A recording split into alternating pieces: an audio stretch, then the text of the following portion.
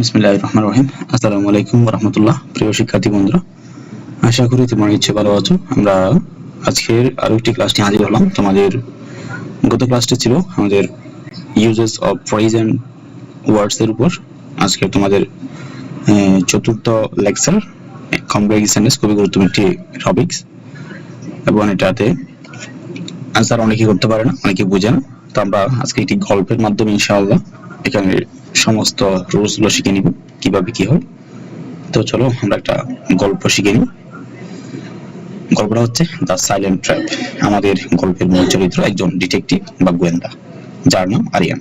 এই গল্পে আমরা শিখব কমপ্লিটিং সেন্টেন্স। ডিটেকটিভ আরিয়ান একটি পরিত্যক্ত ব্যক্তির সামনে দাঁড়িয়ে। তার লক্ষ্য হচ্ছে একজন ভয়ঙ্কর খুনিকে ধরা। আরিয়ান জানে if he enters the building, অর্থাৎ যদি সে বিল্ডিং এ প্রবেশ করে, he will face a huge risk. তাকে অবশ্যই অনেক রিস্ক ওখানে ফেস করতে হবে। কিন্তু সে ভাবলো, if I had a backup team, যদি আমার একটি ব্যাকআপ টিম থাকতো, আই উড ফিল সেফার। আমি কি থাকতাম? আমি সেফার ফিল করতাম, নিরাপদ ফিল করতাম। খুনিটা অনেক চালাক ছিল। If he had seen me earlier, he would have escaped. তাহলে সে দেখতে না দেখতে কি হয়ে যাবে, এখানে হাত ছাড়া হয়ে যাবে। আরিয়ান পা টিপে টিপে ভেতরে ঢুকলো, so that he could catch the killer right handed. তাহলে যাতে সে তাকে নিঝাত ধরতে পারে কিলারকে, সে চুপি চুপি ঢুকতেছে কেন। সে খুব সাবধানে হাঁটছে। Lest the poor sound make a sound. যদি না কি করে, যদি সে আস্তে আস্তে না হাঁটে, শব্দটা না হাঁটে, এখানে সাউন্ড হতে পারে। এই জন্য সে কি করে, lest the poor should make a sound, যাতে কি না হয়, শব্দ না হয়। ফ্যাক্টরির ভেতরটা দেখে তার মনে হলো, it was many years since anyone had lived there. অনেক বছর ধরে এখানে কেউ বসবাস করে। হঠাৎ একটা শব্দ হলো। আরিয়ান লুকালো। সে মনে মনে ভাবলো, it is high time I caught the criminal. অর্থাৎ এটাই উপযুক্ত সময় আমি ক্রিমিনালকে ধরার। খুনিটা একটা অন্ধকার ঘরে বসে আর নিজের মনে হাসছে। আর as if he were the king of this world, সে এমন হাসছে যেন সে একজন রাজা।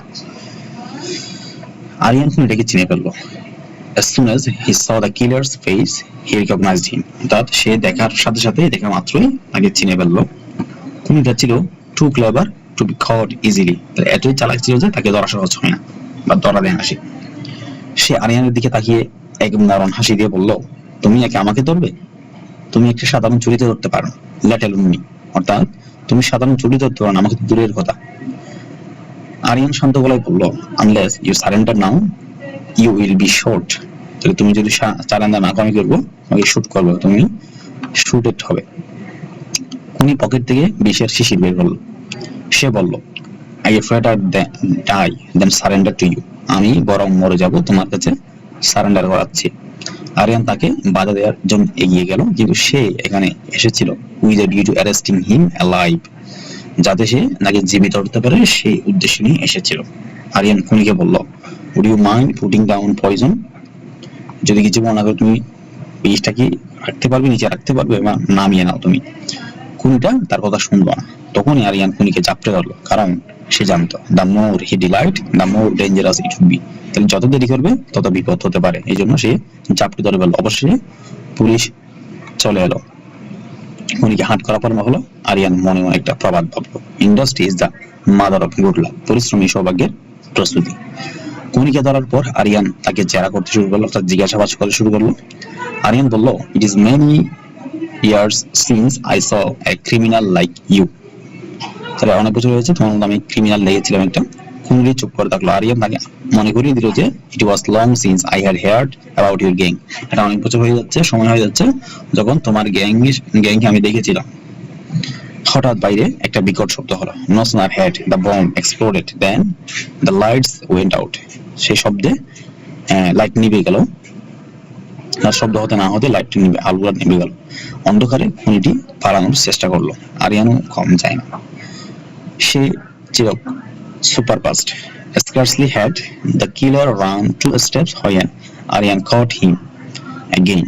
অর্থাৎ ওই কিলার 2 কদম যেতে না যেতেই তাকে আরিয়ান ধরে ফেললো। আরিয়ান জানতো এই রহস্য একা সমাধান করা সম্ভব নয়। তাই সে ভাবলো কিছু তথ্য জনগণের কাছ থেকে নেওয়া দরকার, কারণ trees are our best friends, they should be protected. যখন কাজটা অন্য কেউ করে, অপরাধী সমাজের একটি বিষ বৃক্ষ যাকে উপড়ে ফেলা উচিত। কুইন্টি শেষ চেষ্টা হিসেবে আরিয়ানকে ঘুষ দেওয়ার প্রস্তাব দিল। আরিয়ান তাকে একটি প্রবাদ মনে করে দিল, a friend in need is a friend in need. অসময়ের বন্ধুই প্রকৃত বন্ধু, কিন্তু তুমি তো বন্ধু না, তুমি দেশের শত্রু। আরিয়ান আরো যোগ করলো, time and tide wait for none, সময় কারোর জন্য অপেক্ষা করো না, অর্থাৎ তোমার সময় শেষ। অবশেষে তাকে জেলে পাঠানো হলো। আরিয়ান শান্তিতে একটা নিঃশ্বাস নিয়ে ভাবলো, no matter what happens, truth will always wins. তাহলে যাই ঘটুক না কেন, সত্যের জয় হবেই। তাহলে এখানে যে সব রুলস গুলো ইউজ হয়েছে এগুলো একটু আমরা দেখি। এই যে ইফ এন্টায়ার, এখানে প্রথম যেটা ছিল সেটা হচ্ছে ফার্স্ট কন্ডিশন হচ্ছে ই প্লাস প্রেজেন্ট, নেক্সটে ফিউচার হবে। আর সেকেন্ড কন্ডিশন এরপর একটা ই প্লাস পাস্ট থাকলে পরে নেক্সট কি হবে, উড প্লাস ভার্বের বেস ফর্ম। থার্ড কন্ডিশনে ই প্লাস পাস্ট পারফেক্ট হলে নেক্সটে উড হ্যাভ প্লাস ভার্বের থার্ড ফর্ম হবে। এটা ছিল কন্ডিশনাল তিনটা রুলস। এরপর সুজেক্টের ক্ষেত্রে সুজেক্ট থাকলে সুজেক্ট প্লাস ক্যান বা কুড প্লাস ভার্বের বেস ফর্ম। এরপর লাস্ট থাকলে সাবজেক্ট প্লাস শুড প্লাস ভার্বের বেস ফর্ম। এরপর ইট ইজ হাই টাইম থাকলে অবশ্যই এরপরে পাস্ট টেন্স হয়। তারপরে অ্যাজ ইফ এর দুইটা রুলস, একটা প্রেজেন্ট থাকলে অ্যাজ ইফ এর পরে হবে পাস্ট, আর অ্যাজ ইফ এর আগে যদি পাস্ট থাকে পরে হবে পাস্ট পারফেক্ট যেন অর্থে। এরপরে অ্যাজ সুন অ্যাজ দুই পাশে একই টেন্স হয়, দুই পাশে কি হয়, একই টেন্স হয়। এরপরে এতই যে পারে না অর্থাৎ টু এতই যে পারে না অর্থে নেগেটিভ অর্থে ইউজ হয় এটা। তারপর হচ্ছে উড রাদার ডট দেন, একটির বদলে অন্যটি করা, আমি এটা করবো না বরং ওটা করবো, এরকম অর্থে would rather dot than use হয়। তারপর হচ্ছে উইথ এ বিউটির পরে ভার্বের সাথে আইএনজি যুক্ত হয়।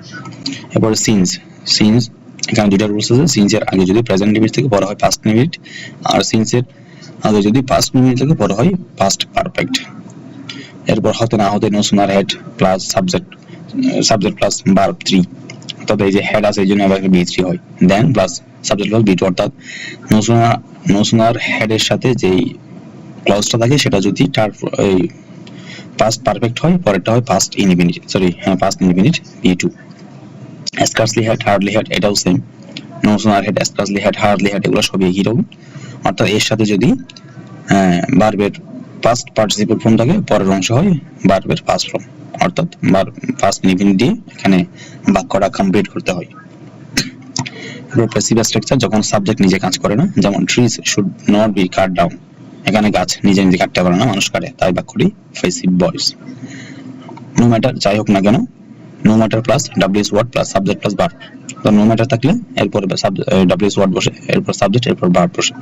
Example, no matter how fast he runs I will catch him, যত দ্রুতই দৌড়াক আমি তাকে ধরব। No matter how fast he runs I will catch him. তাহলে এই ছিল আমাদের কমপ্লিটিং সেন্টেন্সের গল্প, এবং গল্পের মধ্যে দিয়ে আমরা সব রুলস শিখে নিলাম। এখানে গল্পটা বারবার দেখবে, আশা করি সব ক্লিয়ার হয়ে ইনশাআল্লাহ। তো এই পর্যন্ত ভালো থাকো, সুস্থ থাকো। আমরা নেক্সট ক্লাসে ইনশাআল্লাহ রাইট ফ্রম ভার্ব নিয়ে গল্প করবো একটা, এবং সব রুলস ইনশাআল্লাহ একটা গল্পের মধ্যে শিখে দিব। আসসালামু আলাইকুম রহমতুল্লাহ।